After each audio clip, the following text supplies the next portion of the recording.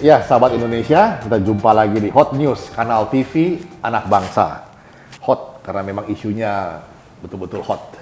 Baru-baru ini masyarakat atau netizen tepatnya dihebohkan kembali oleh satu fenomena yang boleh dibilang memalukan ya. Figur yang diduga mirip dengan Giselle Anastasia beredar di mana-mana dalam adegan yang tidak pantas. Nah, yang ingin kita soroti adalah problematika masyarakat kita sendiri sebetulnya yang gemar sekali untuk membicarakan urusan privat dari seseorang.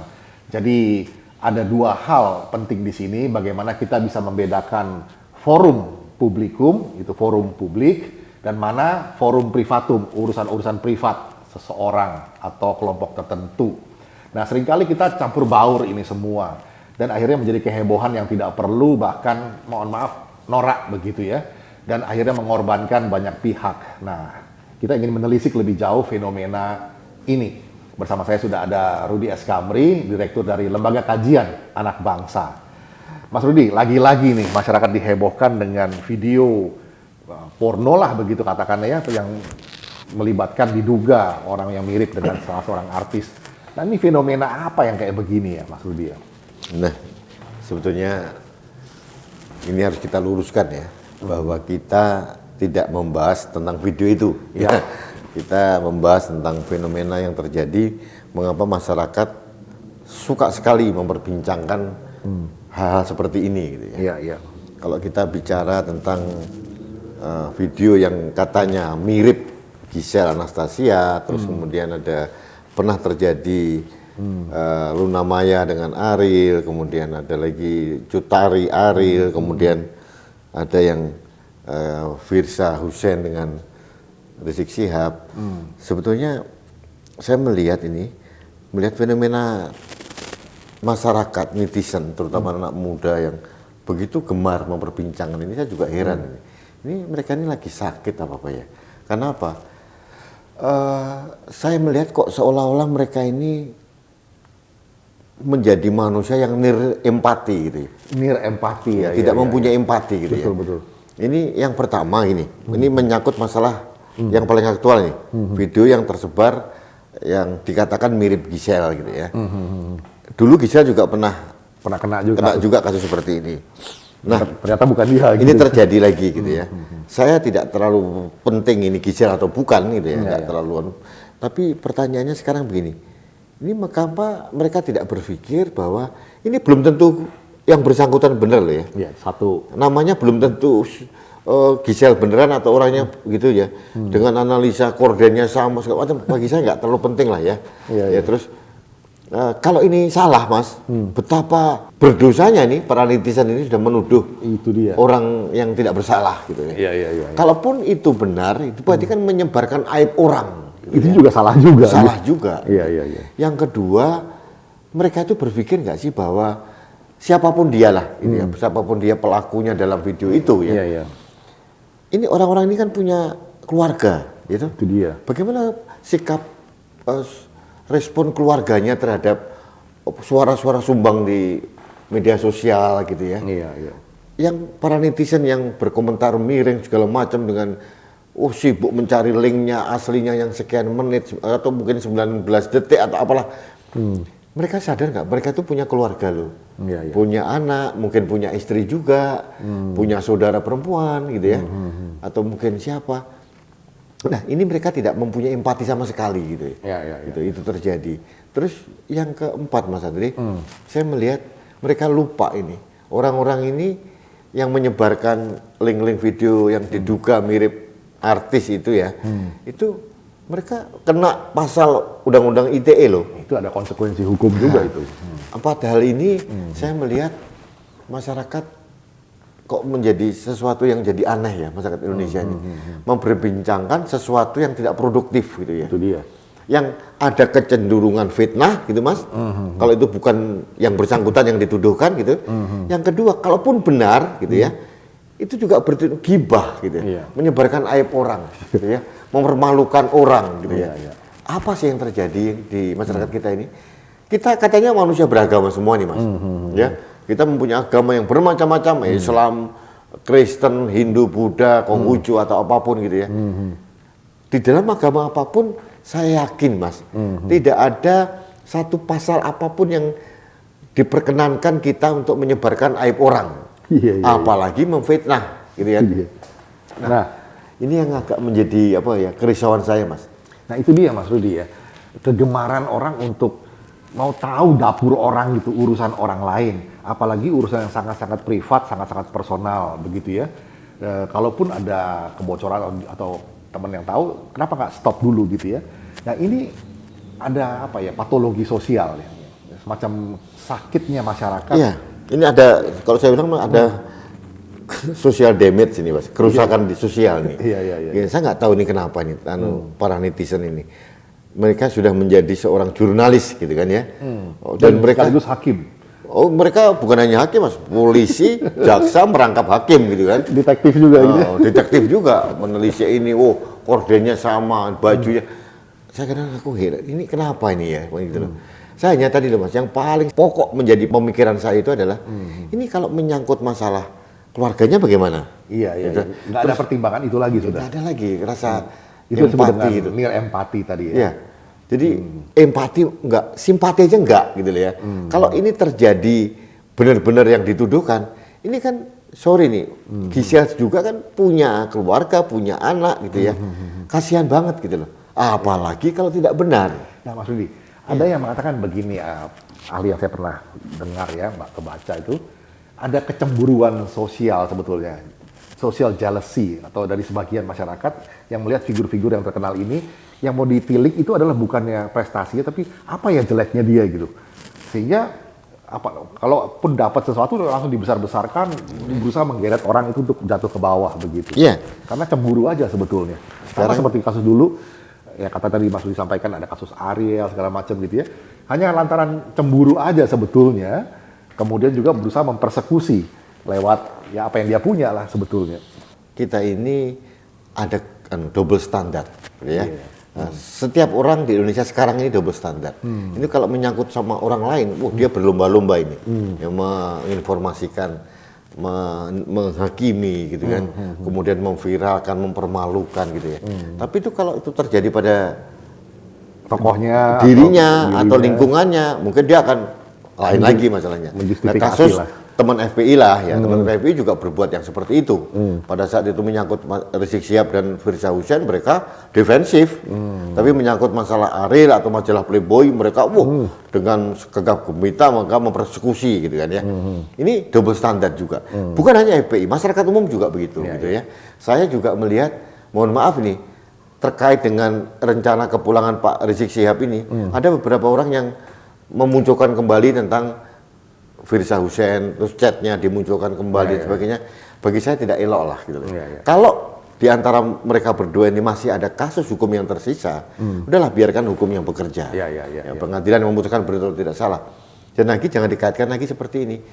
Firza Hussein punya keluarga, ya toh? Rizik Syihab juga punya keluarga. Gitu. Harus dihormati gitu. Nah, inilah Mas, kita tidak mempunyai rasa respect lagi ya.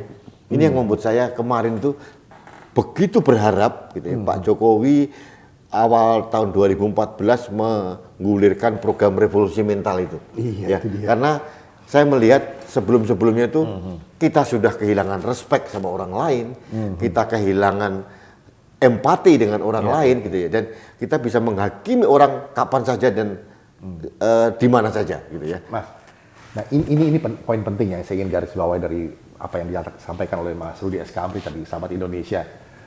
Hendaknya kita adil sejak dari pikiran kita. Nah, seringkali hal-hal seperti begini, ya, fenomena orang suka ingin campur urusan orang, kemudian mempermalukan orang, itu karena kita tidak punya rasa keadilan.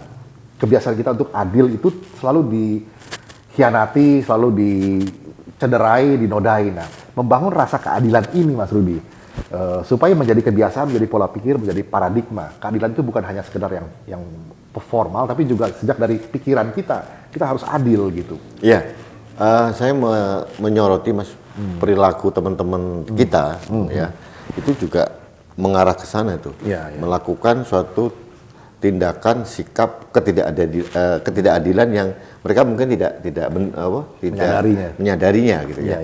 Contohnya dalam waktu zaman Pilpres saja lah sama lah. Kelompok ini mempersekusi ini, kelompok ini mempersekusi ini gitu ya. Kemudian kasus yang menyangkut masalah asusila seperti ini gitu ya. Begitu dulu menghakimi. Dulu pernah ingat kan kasus anggota DPR dengan artis yang bernama Maria Eva. Pasti dangdut itu ya. Jadi hal seperti ini terjadi lagi. Dulu juga ada bupati dengan wakil bupati. Terus banyaklah anggota DPR dengan sekretarisnya. Ini menjadi konsumsi publik. Jadi saya lihat ini masyarakat ini ikut-ikutan ada gium dari pers gitu loh, bahwa the bad news is good news gitu loh. Gitu? Ini sayang ya. Ini berita yang menurut saya tidak layak dimunculkan gitu ya. Tapi coba lihat pers ya. Mainstream maupun non mainstream, plus media sosial. Yang lucu ini kadang-kadang media mainstream ini justru referensinya dari media sosial. Iya, karena trending topik mereka ngikutin toh. Mereka kan mau berselancar ya popularitas satu event atau berita. Ya, jadi menurut saya juga mulai cukup hati-hati. Jadi media sebagai penjaga moral gitu ya bangsa itu juga harus dilakukan, tugas itu harus ada gitu ya. Dan menurut saya negara juga harus hadir mas ya. Ini dalam kasus Ariel, kasus Rizik Syihab, kasusnya sekarang yang mirip Gisel ini, saya belum lihat negara hadir gitu loh. Nah, polisi hanya sebatas pada menemukan bukti-bukti yang terkait hukum kalau ada gitu ya. Siapa penyebarnya, benar atau tidak dan sebagainya. Tapi menurut saya kembali lagi mas, kita kembali ke pertanyaan awal Mas Andri tentang keadilan. Kita sudah sering mengalami hal-hal yang tidak membuat kita nyaman gitu ya. Tapi di sisi lain kita juga sering memberikan perilaku yang membuat orang tidak nyaman gitu ya. Adil toh. Tidak adil juga gitu. Jadi ini bagaimana mereka mau adil dalam pikiran ya. Mereka tidak mau nih. Akhirnya ketidakadilan kan ada sikap turunan ini Mas. Sikap yang cenderung pragmatis, sikap yang cenderung menghakimi, yang tidak ada empati sama sekali. Jadi ada, jujur mas, saya melihat ini ada krisis sosial gitu ya. Nah itu dia. Dan waktu itu Pak Jokowi menggulirkan revolusi mental nih mas. Waktu awal saya berharap benar nih, karena ini dekadensi moral ini kan waktu itu kan sangat merosot ya. Karena waktu zaman pasca reformasi itu kan pendidikan karakter ditiadakan, Pancasila nggak pernah disentuh ya. Pada saat era Pak Jokowi masuk, Pancasila diangkat kembali, ada BPIP dan sebagainya, kemudian ada revolusi mental. Hanya sayangnya dua program ini, Badan Pembinaan Ideologi Negara juga tidak berbuat apa-apa gitu ya. Revolusi mental menurut saya juga salah fatal gitu ya, sehingga tidak ada hasil apa-apa gitu mas. Revolusinya mental akhirnya, jadi tidak membuat kita jadi lebih baik gitu ya. Nah Mas Rudi, ini akhirnya kita kan harus kembali ke pendidikan budi pekerti ya. Membangun rasa keadilan itu ya, rasa membuat sesuatu menjadi adil gitu, itu berangkat dari hal-hal yang sepele katanya. Nah ini saya mau minta pendapat Mas Rudi. Satu yang sederhana dicontohkan oleh ahli, katanya, budaya antri aja, itu adalah keadilan sebetulnya. Ya, artinya dia harus menghormati orang lain gitu ya. Kemudian dia juga harus menghormati aturan gitu kan ya. Nah, Mas, ikuti proses budaya antri salah satu contohnya itu implementasi dari ketidakadilan tadi ya. Itu sebetulnya Mas kembali ke budaya yang ujungnya itu adalah tidak hadirnya yang namanya empati sosial. Nah, empati sosial ini contoh yang paling sederhana Mas. Kalau di Jawa itu ada bilang kalau dicubit sakit jangan nyubit gitu ya. Itu dia. Jadi bagaimana kita memposisikan diri kita pada posisi orang lain gitu. Itu tidak sering hadir. Nah, sebetulnya saya waktu itu berharap Presiden Jokowi yang periode kedua ini menggulirkan kembali revolusi mental yang setelah direvisi Mas, supaya outcome-nya itu adalah hadirnya kembali yang namanya empati sosial. Jadi kalau ada empati sosial Mas Andre, demo-demo mencaci maki orang itu tidak akan terjadi.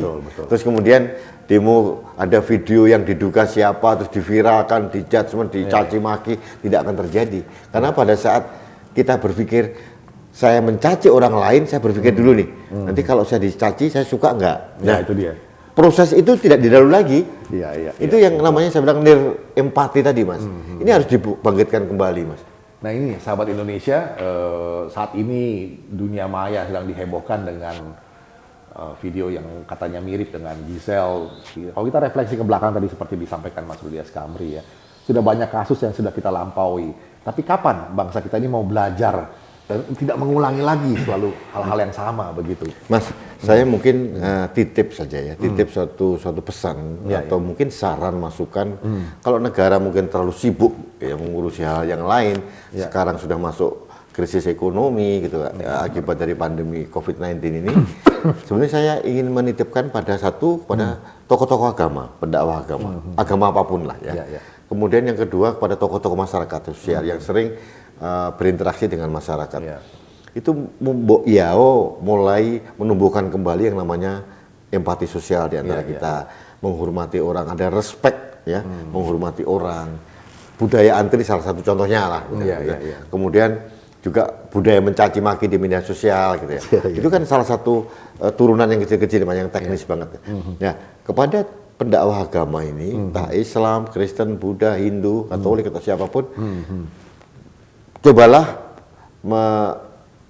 mengungkapkan kembali, menggaungkan kembali tentang bagaimana kita harus menghormati manusia satu sama lain.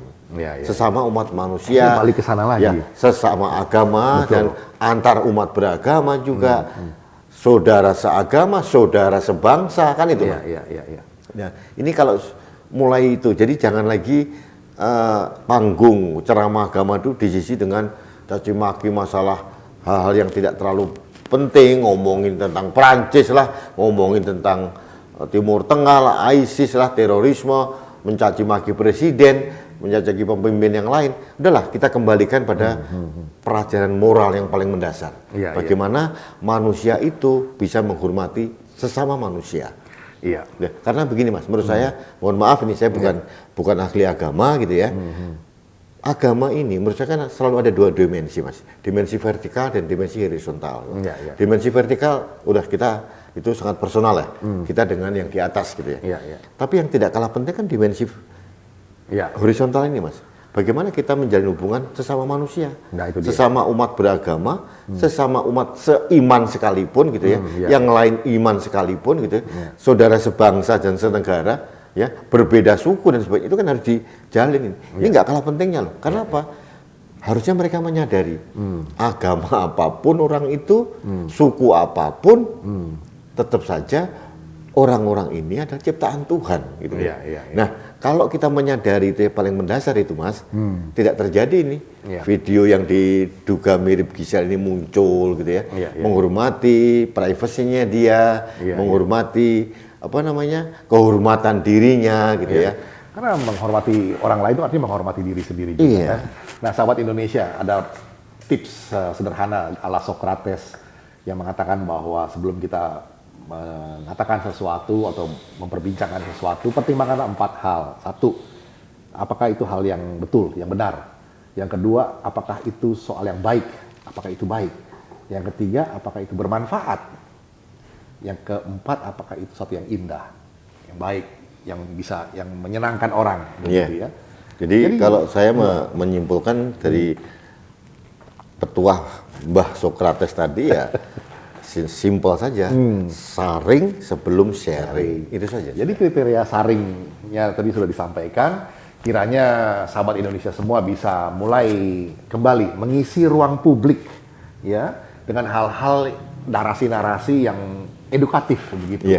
Mas Andri, mungkin satu hal yang saya ingin memanfaatkan kesempatan ini juga kepada para tokoh-tokoh, para artis juga gitu ya. Public figure siapapun gitu loh. Kalau melakukan hubungan pribadi ya, entah apapun bentuknya lah ya. Termasuk tokoh agama juga. Tokoh agama juga. Itu mbok hati-hati gitu ya. Tidak perlu didokumentasikan karena saat ini begitu mudah HP kita apa mungkin barang-barang pribadi kita bisa di hack gitu Mas. Jadi hati-hati gitu. Jadi buat sarannya, apa sih? Sarannya nggak perlu dokumentasi lah kayak gitu karena akan mempermalukan diri sendiri, keluarga dan sebagainya. Saya tidak menuduh siapa yang terjadi, mohon maaf ini kasus kita buka yang lama nih, kasus Ariel itu kan karena kesembronoan gitu kan ya, akhirnya membuat dia juga akan jadi dapat masalah hukum gitu kan. Sama yang lain lah, yang video terakhir ini yang diduga mirip artis itu juga harus hati-hati juga, siapapun dia. Memang kalau saya melihat memang ada kesengajaan dia merekam si orang itu, gitu loh ya.